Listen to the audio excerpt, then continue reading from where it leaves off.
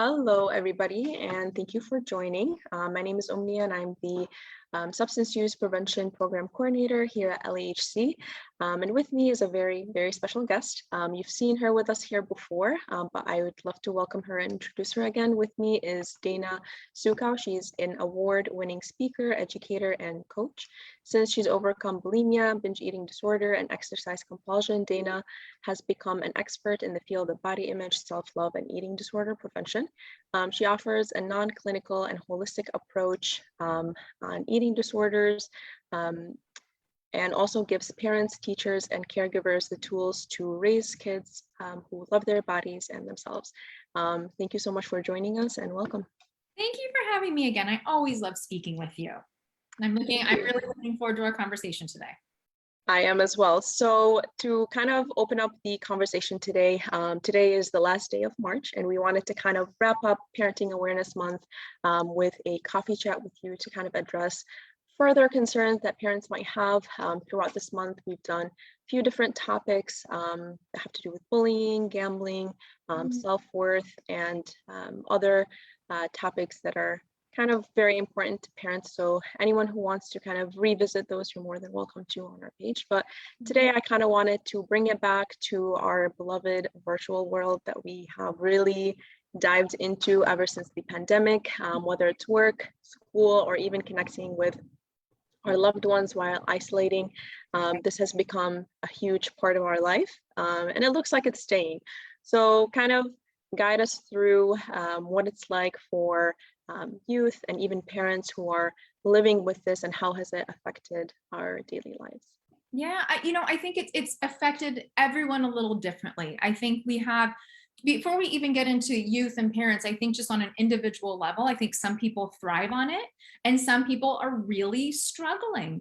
But if we were sort of to go, yes, with our youth and with our parents, I think it's adding this layer also that parents are feeling now that the home environment has to become the school environment. The home environment is having to become all of these things, and parents are now becoming not just the parent, but the teacher, they're the caregiver. It's all of these things encompassed. And I think children, especially as we're younger and our brains are forming, we desperately need this human interaction, this contact, this way to sort of learn about the world around us, learn what's right, learn what's wrong, see people's reactions. If you're talking, if I say something and I'm not getting the right response, or you're not engaging, or let's say I say something and you respond jokingly back, but if I'm reading a text message or if I'm listening to you speaking with your window closed, or I can't see how you're saying it, it can feel way more hurtful than the person actually meant it. So I think we sort of get this lost, almost like language gets really lost in translation with digital.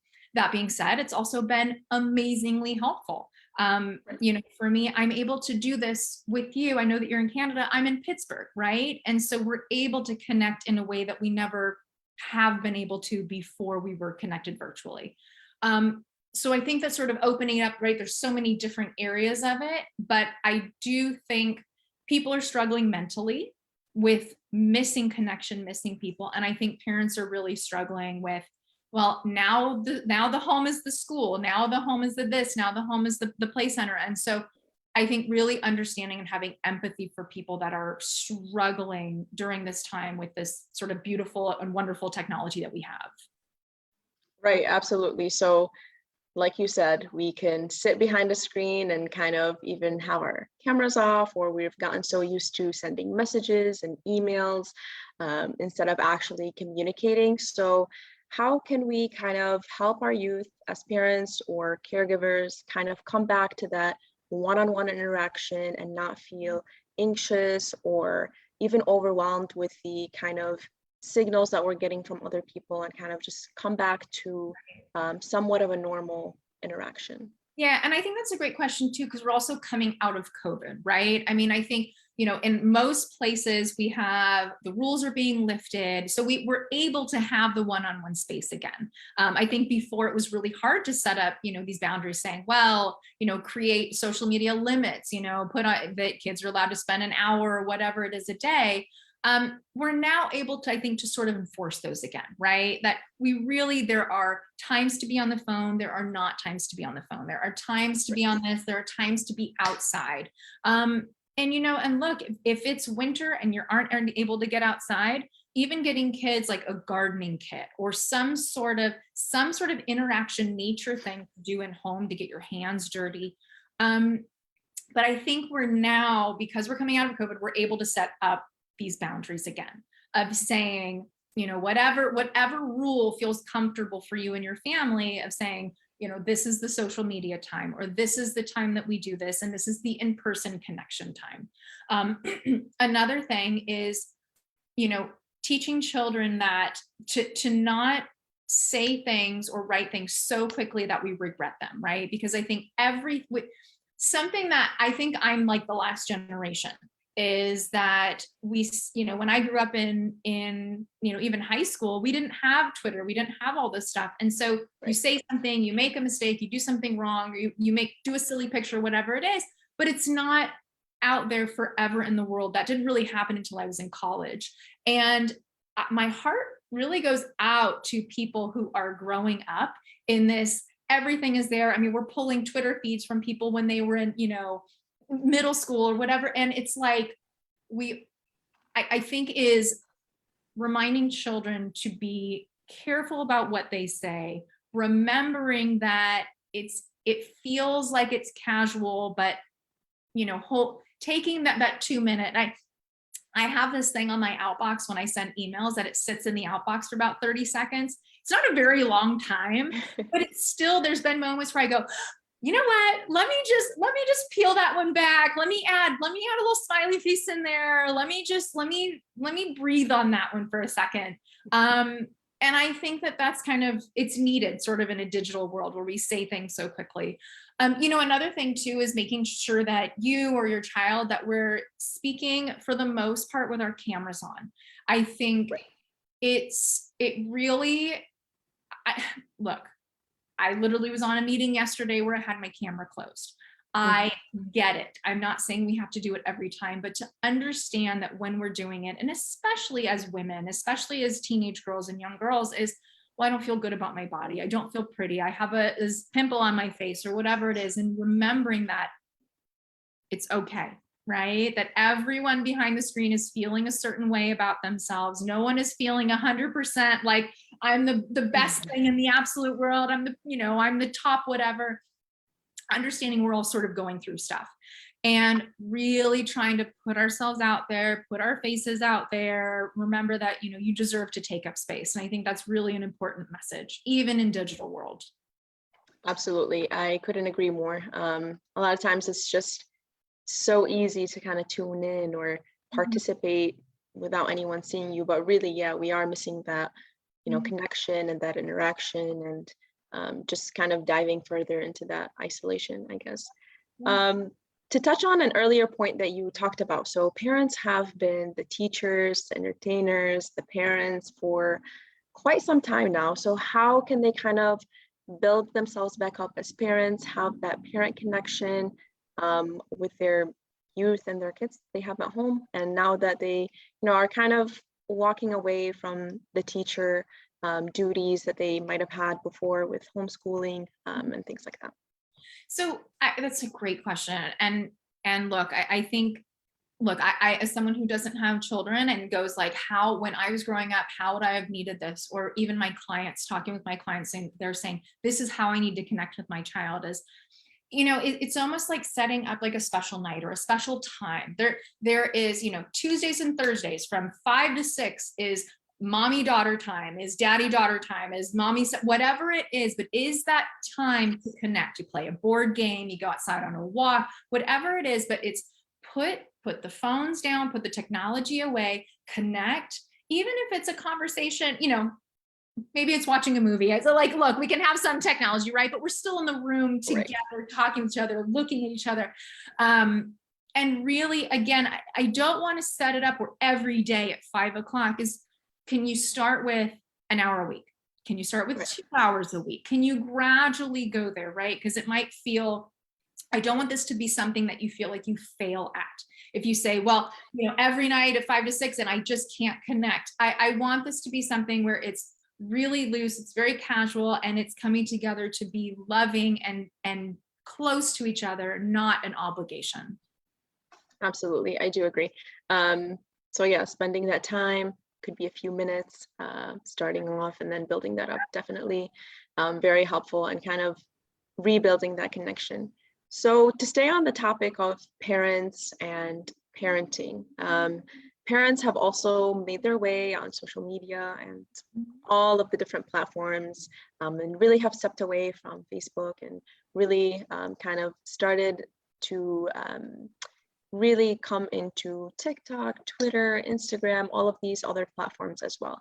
And we've kind of been seeing a lot of posts about parenting tips and parenting styles. So how has all of this media that's kind of pushing for parenting advice affected our parenting styles, or any parenting style out there? And how can a parent kind of decide what's good advice for them from someone who is a blogger, or even some specialists that might have different opinions, or just sharing their own experiences as parents? That's such a great question. And I think this sort of blends with what I teach with even about intuitive eating, right? So, we can sort of meld this. We're getting information, whether it's about what food to eat, how to raise your child, how to do your hair, how to do whatever it is. And on social media, everyone's an expert, but we're getting inundated with information and what to do, what not to do, how to do it right. You're ruining your child if you do this. And I think it's overwhelming. It's 100% overwhelming. It's exhausting. And I think it makes parents especially feel like they're set up for failure, that, there's no way you are going to tick everything off every box. And I think that all children and families have different needs. It all depends on what your need is, how you're growing up, how you want to raise your children. I think the biggest piece of information is to remember what you needed when you were a child.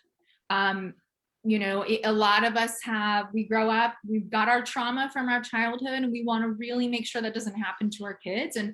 And look, no child is going to come out of childhood unscathed. We've all got trauma. We've all got stuff. It doesn't matter who you are. You're going to come out with something. But I think if we can minimize that, right? And the goal is that each generation, we want to have less trauma than what we had. And I think if you can just go, what did I need as a child? And if you don't know, is asking your child, what do you need right now? And I think doing more listening, because a child will sort of tell you what they need if you listen and if you create the safe space for them to feel heard, feel seen, feel valued, and feel valued for who they are, not because they got an A, not because they're thin, not because they're pretty, not because they were the strongest, just to be loved unconditionally. And I think that is so important. And I think parents need it too, right? We all need that love. Absolutely. And a lot of times, whether we can see it from the first time or not, sometimes our youth do have good ideas and different perspectives that might be even helpful to us as adults, and taking kind of those few minutes to listen in or actually have a conversation where either the parent or the youth would convince the other of kind of what's right or what should be done, could be very useful even to the parenting or parent and child relationship as well.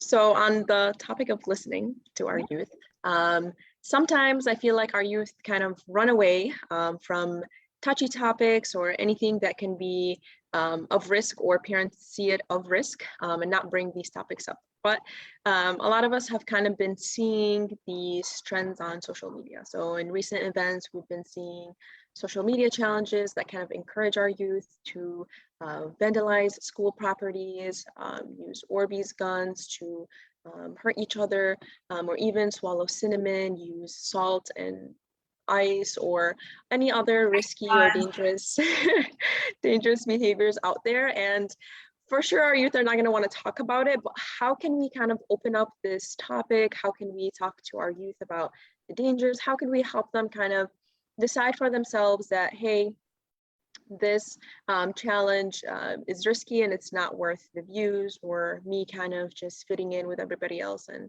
doing the viral trends? Another great question. So I think, so what comes to mind is two different factors.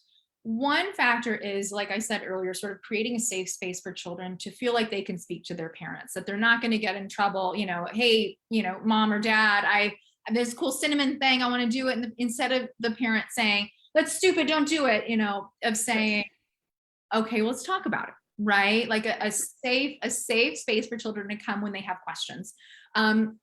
The other part, I think we sort of have to do a little deeper understanding of why kids are doing this. And look, this isn't the answer, 100% blanket answer for every child why they're doing it. But the way social media works is, if the crazier thing that you do, the wilder thing that you do, the more validation you get, the more views you get, the more fame you get, the more money you get if you've got ads on your channel, whatever it is.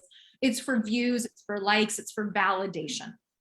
And if we are validating children and we have children feel fulfilled and loved and whole without social media, they are less likely to engage in attention seeking, in binge seeking behaviors, in dangerous behaviors that put their lives or the lives of others at risk. This is not a fix-all, right? But this is the idea that the way social media is doing this is we want validation, you know, that our monkey brain, our lizard brain, our animal brain, whatever it is like wants connection. It wants to be, you know, a part of the group. It wants to be a part of, you know, what's happening. And so if we can understand that, have a safe space for children to be able to speak to. And look, if you see something, you see like people are eating Tide Pods, is to have the conversation with your kids. Go, look, I see that people are eating Tide Pods. And instead of saying, that's stupid, don't do it, and just shaming the child, going, do you have an interest in doing that? Because you know that these are really poisonous, and I would never want anything bad to happen to you. I love you too much. My world is a much better place with you in it. And I really don't want you engaging in these behaviors, because it would, you know, would hurt me. It would make me so sad, and it would hurt you too. And it would hurt the people who love you. So I think really, instead of just saying, no, that's bad, is explaining it and explaining why, because you love this child and you don't want anything to happen to them. And if a child feels loved and validated, they're not going to go out seeking that love and validation so much. Right. Actually, very valid points that come back to other points that we've talked about, is kind of having that one-on-one interaction, having specific times to kind of talk with our kids and building that relationship in order for them to have that safe space to come to and kind of open up about these topics. So I kind of actually do have a small follow-up question here. So these challenges have been coming up left and right.